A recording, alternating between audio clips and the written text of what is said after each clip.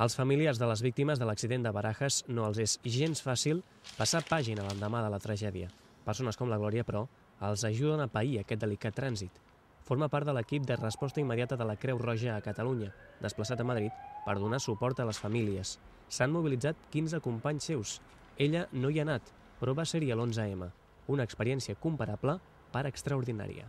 Les diferències són aquestes, la tipologia del desastre i segon, que el número de persones implicades és menor i a més és una llista tancada, se sap els passatgers que hi anaven, amb la qual cosa tot el volum de gent que es genera al voltant de familiars pensant si tenen o no algú implicat és diferent, és menor.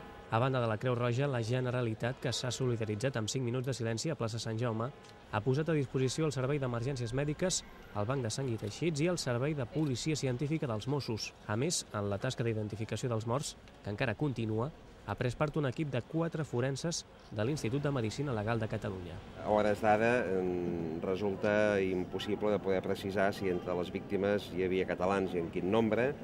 Se sap que almenys hi ha una víctima entre els passatgers que sí que era catalana i que probablement algun dels passatgers també n'era. Que els nostres serveis, des dels bombers fins als serveis d'emergències socials i els equips de professionals i de psicòlegs de l'Ajuntament de Barcelona estan a plena disposició de l'Ajuntament de Madrid perquè si en algun moment l'Ajuntament de Madrid ho considera necessari, saben que tenen la nostra més sincera oferta de col·laboració. La víctima és una jove de Sant Boi de Llobregat. També s'ha confirmat que una de les supervivents i membre de la tripulació és resident a Castelldefels.